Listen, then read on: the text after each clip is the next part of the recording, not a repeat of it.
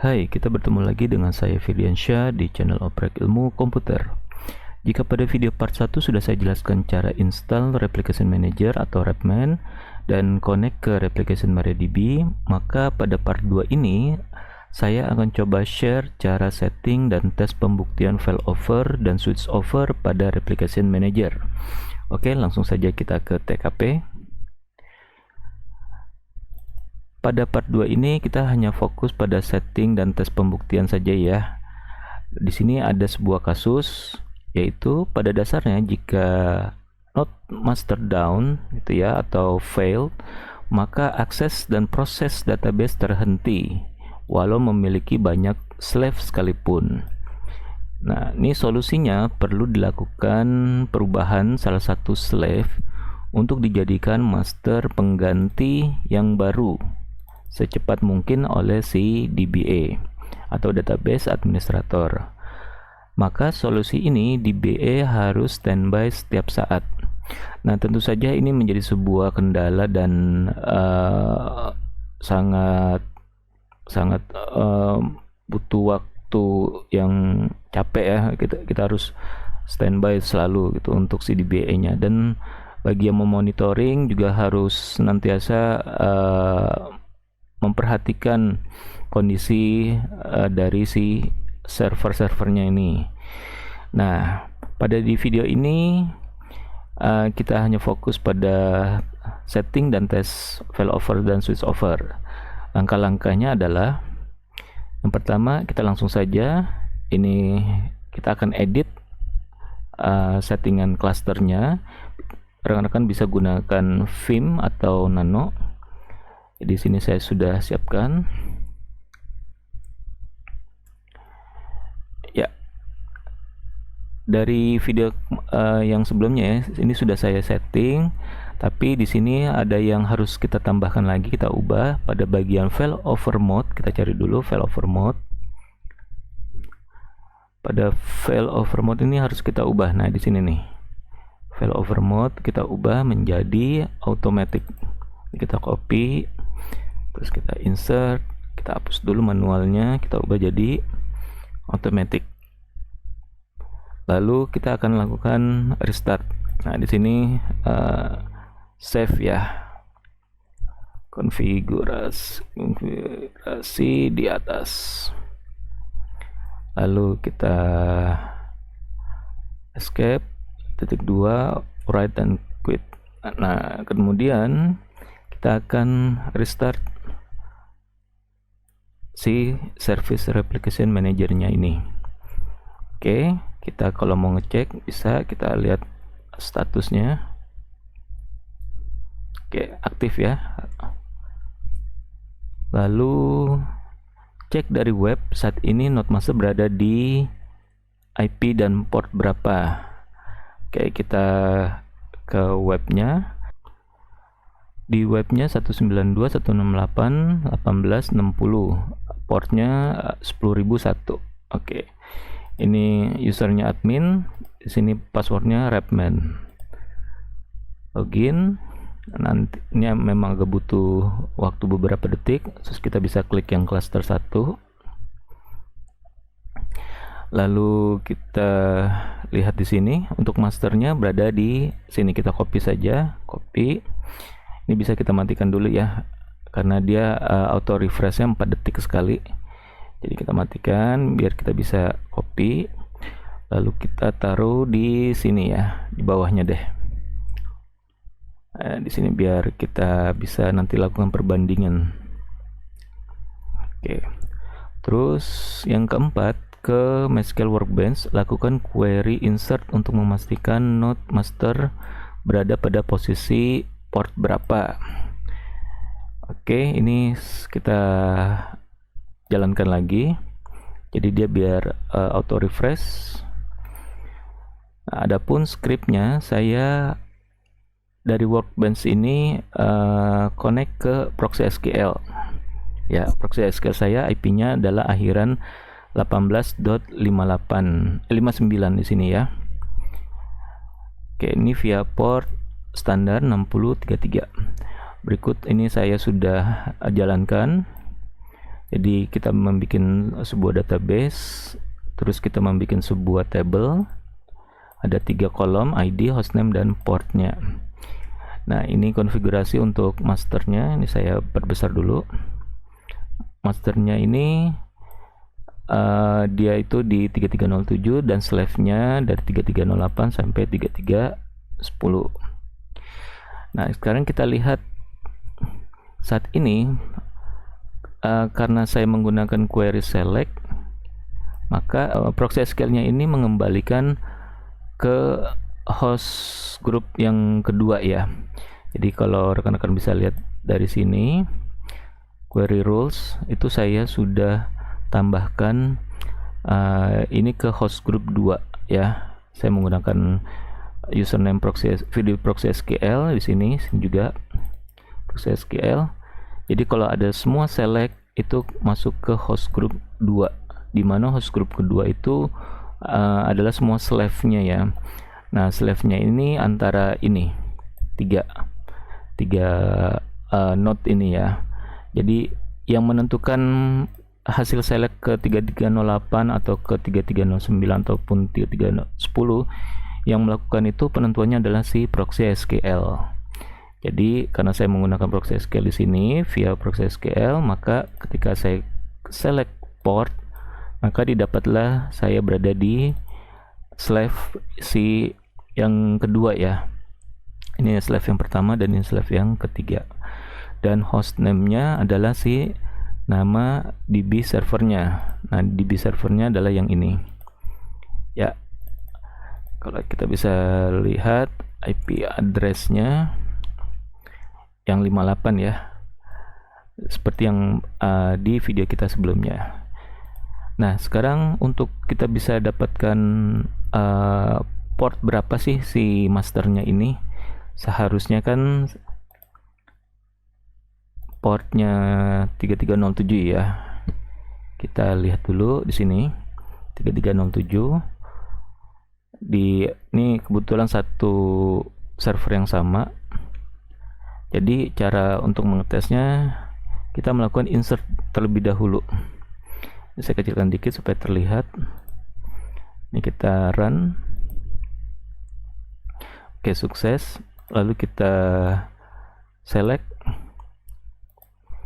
Nah, dia ke 3307 karena dia query-nya write gitu ya, menulis, berarti dia ke master, dan memang harus ke master karena di proxy SQL ini saya setting query rules hanya proses select lah yang ke HG2, host group 2, sedangkan selain dari select harus melalui port 3307 di sini ya. Oke, di sini sudah. Sekarang lanjutnya, nah, kita copy dulu di sini ya 3307. Ini sebenarnya kita copy, kita taruh di sini, taruh di bawahnya. Ya, ini IP-nya adalah yang 58 juga ya. Berarti ini masih sama nih, belum ada perubahan. Lalu kita ke server database, kita lakukan stop ya. Jadi kita anggap si masternya ini terjadi sesuatu crash, yang seperti yang saya tuliskan kasusnya jika node master down. Nah, kita lihat di sini masternya itu kita akan lakukan stop service-nya di sini. Jadi kita akan proses di IP si database. Kita copy.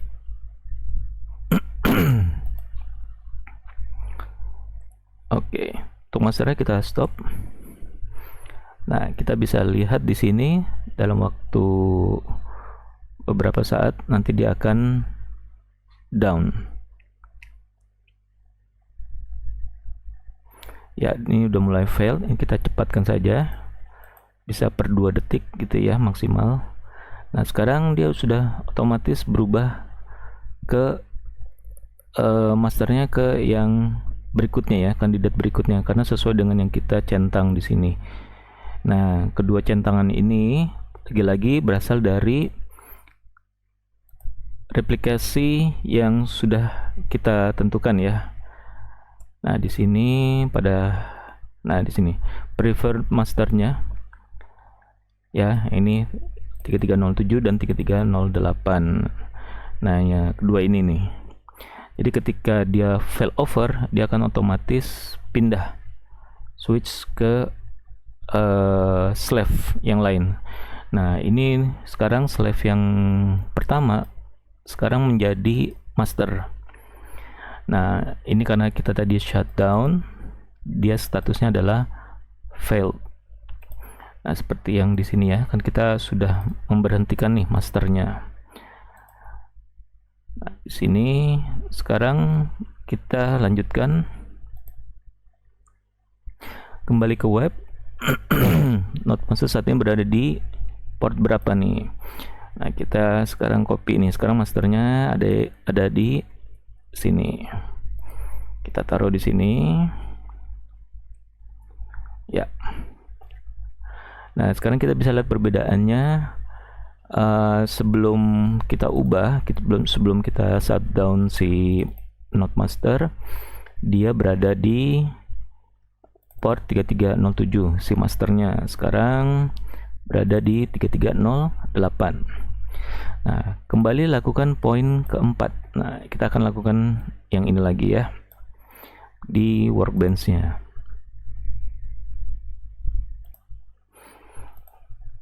Yang kita lakukan adalah akan insert kembali dengan script yang sama. Kita akan insert, kita tes, oke, berhasil. Terus kita select lagi. Nah, sekarang yang menjadi masternya adalah sudah sesuai dengan kondisi yang di webnya, dimana di webnya itu 3308 sebagai master, maka ketika di insert dia masuk ke 3308 juga. Lanjutnya, oke, apakah sudah sesuai? Berarti sudah sesuai ya. Oke, sudah sesuai. Nah, ini adalah tes failover. Nah, bagaimana jika saya upin lagi nih ya, upin lagi si masternya. Kita start lagi si masternya itu ya, yang 3307, maka dia akan mengecek sendiri, langsung melakukan proses ya, menyamakan GTID-nya juga. Kan sifat dari topologi replication master slave ini kan memang seperti itu. Dan ini pun juga current GTID juga harus sama, slave-nya juga, slave GTID-nya juga harus sama, kecuali untuk di bagian masternya ya, ini yang berbeda. Oke, nah kalau kita mau manual, saya mau manual yang ini deh, yang jadiin master. Nah, kita coba ya. Jadi yang di 3310 akan saya jadikan master. Nanti kita akan lakukan proses pengecekan lagi. Kita insert ini, terus kita select apakah benar dia masuk melalui port yang 3310 ya. Sekarang kita klik ini, kita promote to leader. Oke, kita tunggu sampai ya, ini sudah ya. Nah, sekarang kita bisa lihat 013 27 ya, ini semua sudah seragam. Sekarang kita buktikan ke scriptnya. Oke, sekarang kita select lagi ya. Sekarang portnya benar ya, dari 3310 sesuai dengan kondisi si masternya. Ingat ya rekan-rekan, untuk selain select, semua wajib masuk melalui master. baik itu insert, update, delete, truncate, grant, revoke, create table, create apapun gitu ya. Pokoknya yang terjadi perubahan di database itu harus melalui master. Nah, kalau kita switch over nih sekarang, kalau tadi sudah melalui file over automatic, terus kita barusan melakukan file over manual, sekarang kita yang ketiga kita lakukan switch over ya, switch over manual. Nah, sekarang kita bisa lihat switch overnya itu, nah dia sudah balik ke sini ya, ke yang 3307. Kita tes lagi, kita insert, berhasil, terus kita select. Nah, dia kembali ke 3307 sebagai masternya. Jadi semua sudah sesuai ya. Nah, ini kalau kita lakukan setiap proses insert, update, delete gitu ya, maka ini yang 30 ini akan selalu bertambah satu ya, akan bertambah satu increment. Jadi ini adalah transaction ID-nya. Ini yang 10 adalah server ID, dan di sini 0 ini adalah domain. Ini tidak harus 0, kita bisa setting manual. Jadi rekan-rekan bisa baca di manual MariaDB-nya bagaimana men-set domain ID-nya. Nah, kalau ini server ID sudah saya ini wajib kita tentukan ya, kita bedakan antara node satu dengan node yang lain, harus berbeda dalam satu replikasi, sehingga biar tidak terjadi salah dalam mengambil bin lognya gitu ya, data dari bin lognya. Oke, kalau kita coba lagi nih switch over. Nah, switch overnya dia kemana nih? Ke bawah ternyata. Nah, ini sudah langsung mengikuti semuanya nih. Ini 3308. Kalau kita insert, apakah ke 3308 lagi? Kita insert, terus kita select. Ya, 3308 ya. Jadi sudah sesuai dan konfigurasi kita sudah benar semua. Sudah selesai. Oke, ini referensinya dari yang saya gunakan. Itu rekan-rekan bisa baca konfigurasinya. Jadi mau ditambahkan dari documentationnya, ini tergantung dari variabel yang rekan-rekan mau tambahkan. Contohnya seperti tadi ini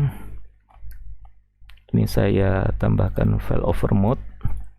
Nah, rekan-rekan bisa klik aja di sini, nanti dia akan mengarahkan configuration-nya ini ya.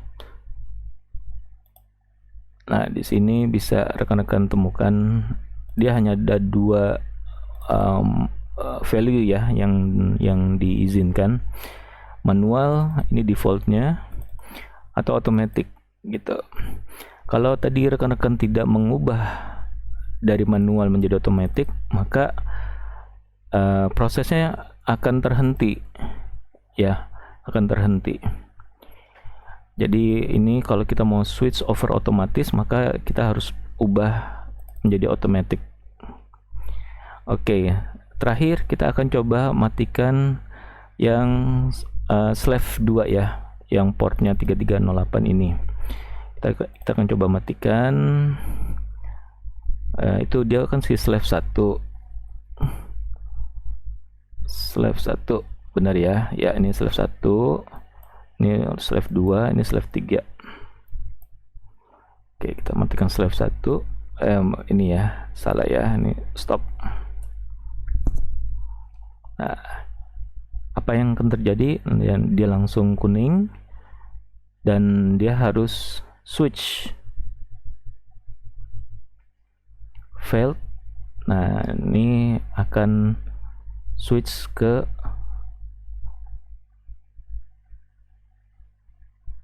di sini nih ya, langsung ke slave. GTID-nya juga langsung disamakan